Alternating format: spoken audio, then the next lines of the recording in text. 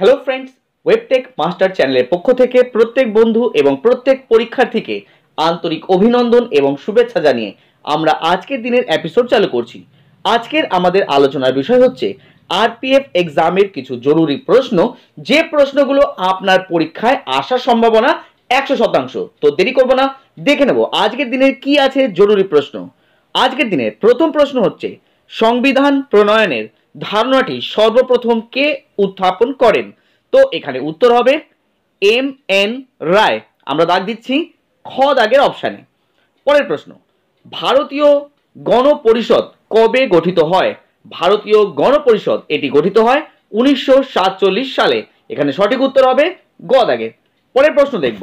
যে সকল বন্ধুরা আমাদের চ্যানেলে একেবারে নতুন তাদেরকে বলে রাখবো, চ্যানেলের নিচে থাকা লাল রঙের সাবস্ক্রাইব বোতামটা চেপে সাবস্ক্রাইব করবেন এবং পাশে থাকা নোটিফিকেশন বেলটিকে অবশ্যই অন করে নেবেন, যাতে আমাদের পাঠানো যে কোনো ভিডিও সব থেকে আগে যায় আপনার কাছে।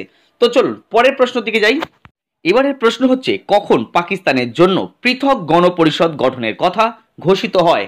এটি ঘোষিত হয় 1947-এর 26শে জুলাই। তো এখানে সঠিক উত্তর হবে খ দাগের।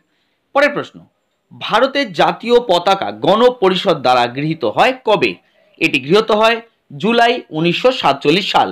এখানে সঠিক উত্তর হবে ক দাগের। পরের প্রশ্ন, গণপরিষদের প্রথম নির্বাচনে মুসলিম লীগের সদস্য সংখ্যা কতজন ছিল? তো এখানে সঠিক উত্তর হবে 73 জন। পরের প্রশ্ন, গণপরিষদের প্রথম অধিবেশন কবে বসে? তো এটি বসে 1946 এর 9 ডিসেম্বর। পরের প্রশ্ন যাচ্ছি, গণপরিষদের প্রথম অধিবেশন কোথায় বসেছিল? তো বন্ধুরা, এর প্রথম অধিবেশন বসেছিল দিল্লিতে। তো এখানে আমরা সঠিক উত্তর দেব ঘ দাগের। পরের প্রশ্ন দেখছি। এবারের প্রশ্ন হচ্ছে, সংবিধান সভার প্রথম অধিবেশনে সভাপতিত্ব কে করেন? তো বন্ধুরা, সংবিধান সভার প্রথম অধিবেশনে সভাপতিত্ব করেন সচিদানন্দ সিংহ। আমরা দাগ দিচ্ছি খ দাগের অপশানে। পরের প্রশ্ন, সংবিধানের খসড়া কমিটির আগে কে প্রস্তাবনার কথা উত্থাপন করেন? তো সংবিধানের খসড়া কমিটির আগে প্রস্তাবনার কথা উত্থাপন করেন জওহরলাল নেহেরু। তো এখানে সঠিক উত্তর হবে গ দাগের। তো বন্ধুরা, এটা ছিল আমাদের আজকের দিনের শেষ প্রশ্ন এবং উত্তর।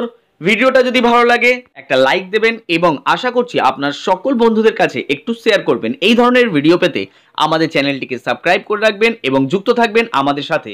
তো বন্ধুরা, আজকের জন্য এতটাই।